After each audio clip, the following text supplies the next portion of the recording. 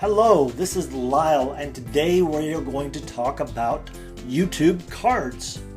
What are they? Why do we need them? And how can you use them? Those are all the questions you should be asking about YouTube cards.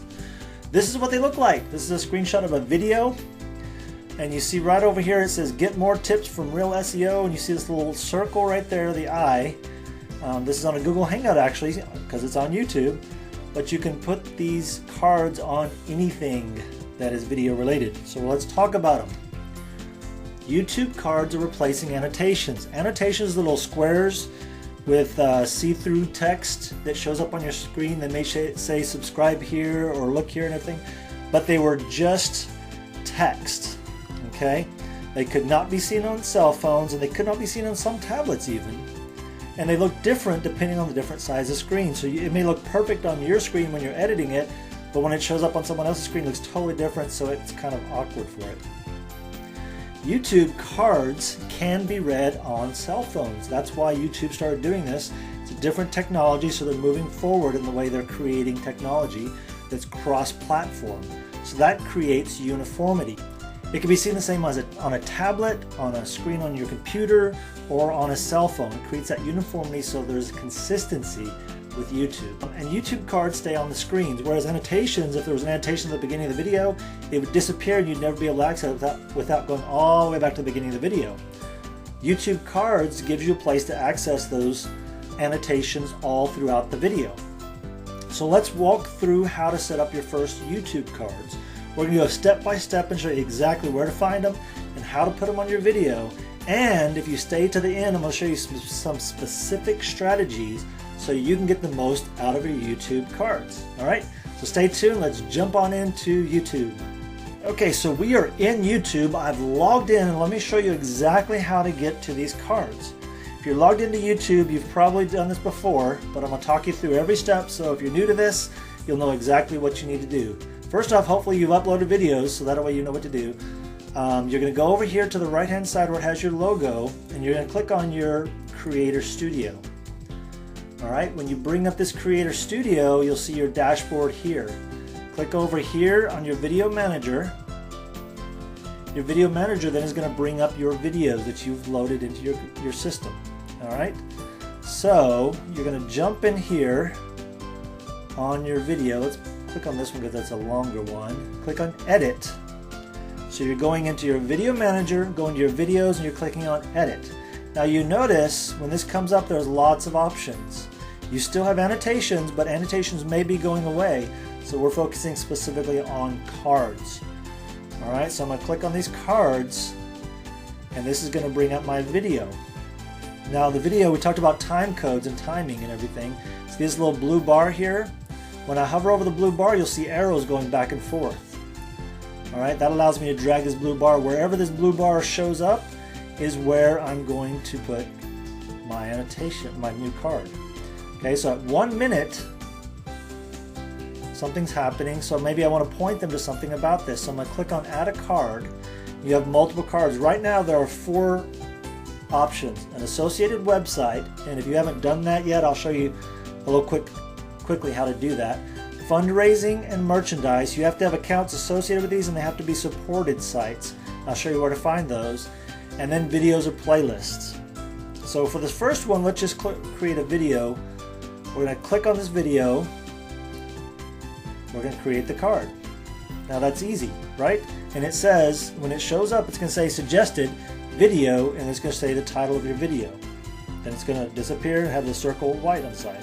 If I click on this, that's what it's going to show up. My video image is going to show up on the top. So you can use a thumbnail size image, it'll show up perfectly.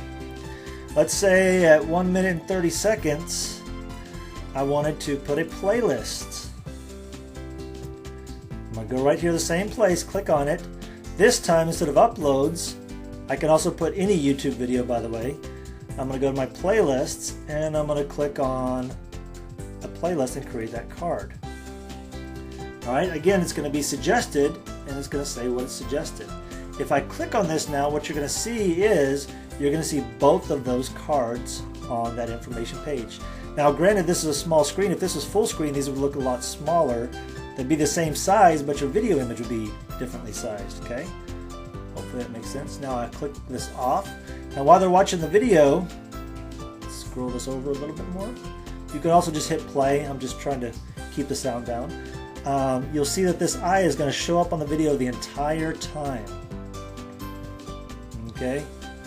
So, how else can you use these cards? You can do an associated website. I highly suggest creating a specific page for your videos. So if you talk about something in your video, make sure you have a page where they can go on your web page or have another video they could be looking at. You want them to stay enthralled in the information you're presenting, okay?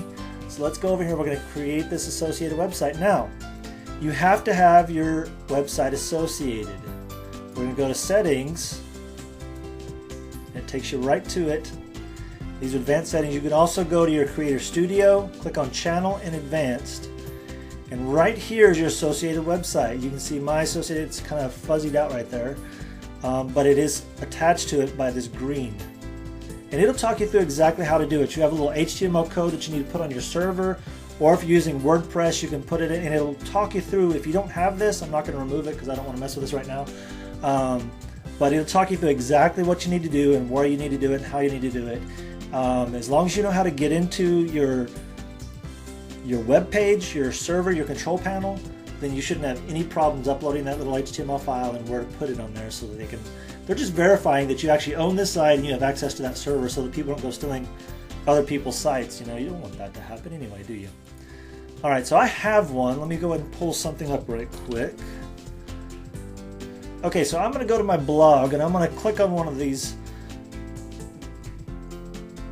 blog posts and I'm going to select my URL. You don't need the www probably, and you don't need the HTTP or anything. You just need that second part. All right, depending on how you initialized it. And you see it's going to load, and it's going to load automatically. It's going to load an image here. And let me show you something real quickly. If I had the www on here, it says it's not associated with a YouTube account. So however you have that selected on your associated site, that's how you're going to do it. So I'm just telling you that. I run into that quite a bit with my different YouTube accounts. So once it loads, it's going to pull the image directly from that web page.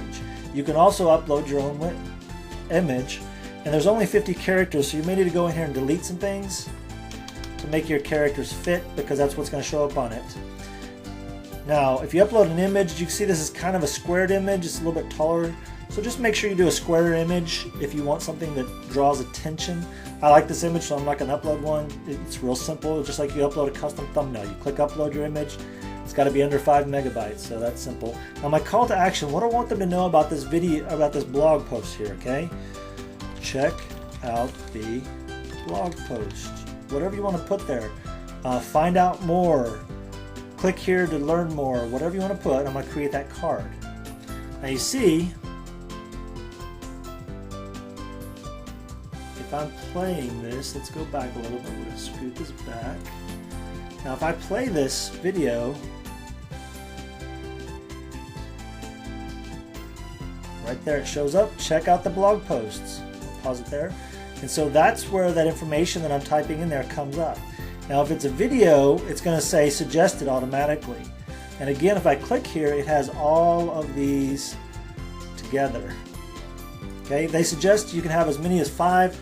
I suggest only having 2 or 3.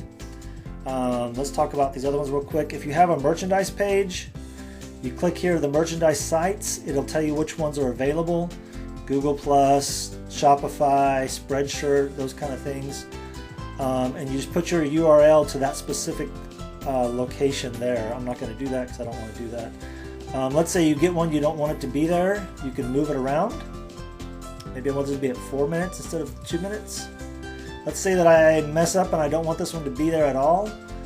Then I'm just going to edit that card. It's the second one here. So I'm going to click there. It'll show me what it is, and I can hit this little button here, and that'll delete it. So that shows you how to use your YouTube cards, shows you how to connect your associated website. Now let's talk about some strategy about how to get the most out of your YouTube cards. Number 1, do not point to them. YouTube has let us know that these are probably going to move. They're just testing out locations right now. They have it on the top right corner, but it may not stay there. So do not point to them. but do make sure you reference them. In other words, at a specific point in your video, you may say, hey, find out more information by clicking on the card. Simple put. Maybe you say, find out more by clicking on the link on the video, by clicking on my YouTube card. Reference them, make sure that's at the specific point of your location on your video where you want it to be, the specific time code, okay? So if it's at 1 minute you say that on your video, make sure your YouTube card is showing up at that 1 minute point. Why don't you be creative, make a name for your cards and start with I. Since there's a little circle I on the side of the card, start with I, the Incredible I. Click on the Incredible I to find out more. Click on the Impossible I to find out more. Whatever that I that fits your business, just kind of creates a branding and makes it fun and interactive, because that's what you want to be with these cards. You want to be interactive. You want to interact with your audience. And make sure you time them specific to your video. We kind of covered that a little bit. And then create a specific landing page for the information. Let's say that you're talking about a specific topic and you haven't created an article on it, but you have this really good information about it. We'll create a landing page where all that information is collected. Let's say you're talking about how to find free graphics online. We'll create a web page that has a list of those graphics online, and you can also track that to find out how many people are going to that landing page from your YouTube cards. It's a way of keeping people on your cards. You probably want to keep them on your YouTube channel, so make sure you're using videos and playlists as well. Hopefully this helped you. I'm Lyle. Make sure you subscribe and let me know if you have any cool ideas about how you're using YouTube cards. I would love to hear them.